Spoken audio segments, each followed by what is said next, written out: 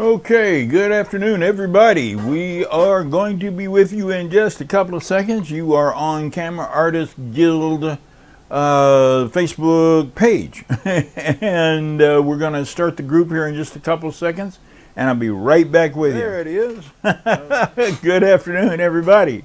This is George DeLoache, and this is the Camera Artist Guild Thursday Critique. And I am glad you're here, and we are back running again. Boy, it is really nice to be back. We're on the Thursday time slot, and I'm going to try to hold to that. As you guys know, I had a couple of health challenges. It's really a problem getting old. Don't ever do it. But those health challenges are over, and we're back at it again. But anyway, let's jump over here to Photoshop. Okay. And this one is John Bowser. John, you killed it, man. You just really killed it. Maybe just a little bit higher arch on her head so that you would bring this area into the end of the light. But man, it's smoking.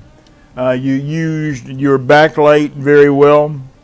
I love the fact that you put the sun behind the hat, and it just gives a feel to it. Then it's a cool choice, a cool color temperature. So her skin tones are just a little on the cooler side, but it's very well done. I can't think of anything that I would do short of maybe just adjusting it a little to the left to include this chair and backing up a little to give her more room under her foot. This is going to call for a strange crop. Now, one thing that you can do if you want to change the distance between, as far as the distance on this side, so that you could get more on the page. In other words, shrink the bench. Believe it or not, let's duplicate the layer, Control J. Let's go to Marquee Tool. Let's take that Marquee Tool and let's draw it down to here and bring it over to right about there. Now you want Alt Control Shift C. That brings out a content aware square. And now you're going to just bring this in a little. No. That's taking into consideration that you photographed it a lot wider than this.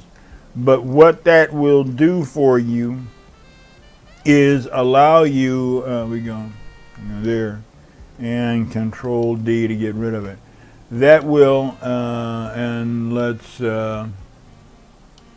look over here and just drop this out. Okay. What that did was now you could shoot a little bit broader and include, here I am pointing with my finger at it, and you can include a little bit more of the chair. Now, this is something you would decide to do in post-production. You would say, when you're photographing this and your composition, I want to shrink that bench a little bit so that the bench is closer to equal on both sides. It's just depending. I love the position of the model on the 1/3 compositional line. So, use it if you can use it. Use it. Yeah. Okay. There we go. Very expressive model as well. You found a good model. She is a full-figured lady, but she sure does know how to hit her poses. She knows how to strike her pose. There we go. Okay, this is John Bowser again.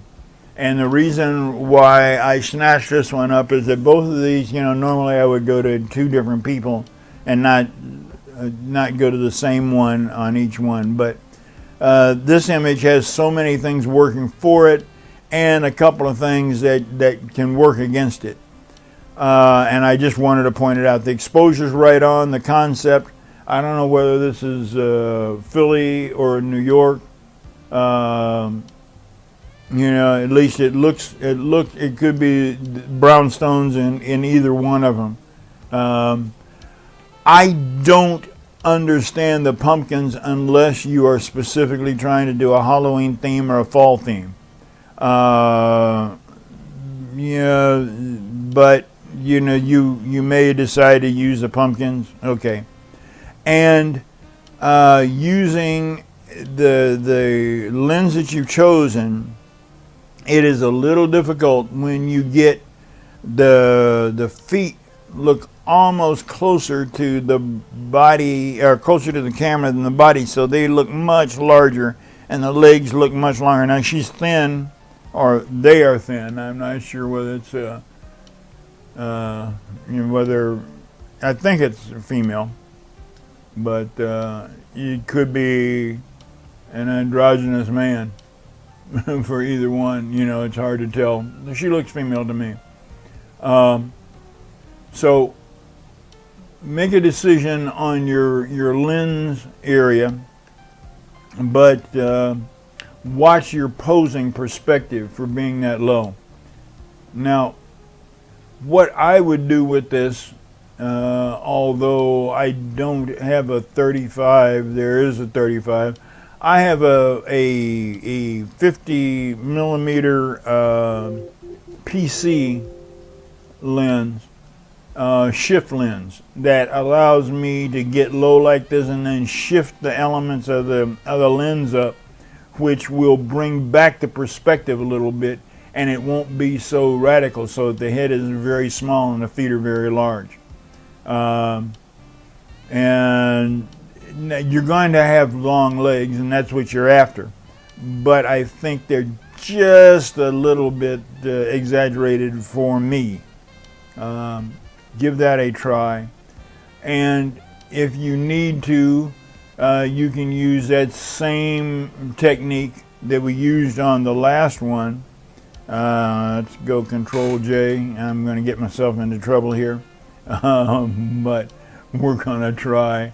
And I'm going to go to the marquee tool, and I'm going to just marquee it off, and I'm going to bring the about mid torso, and Alt Control Shift C, content aware, and then I'm going to shift that up just a little bit. There we go. Enter, Control D, and drop that one out. And so now the legs are a little bit shorter. They're still not overly short, but you have kept everything in line with the photograph and yet brought some of your perspective back with that content aware. So I hope that helps. And all of a sudden, what just happened? Okay, there it is. It's back again. I don't know. My monitoring software switched up. Okay, and Bill Thomas, interesting photograph.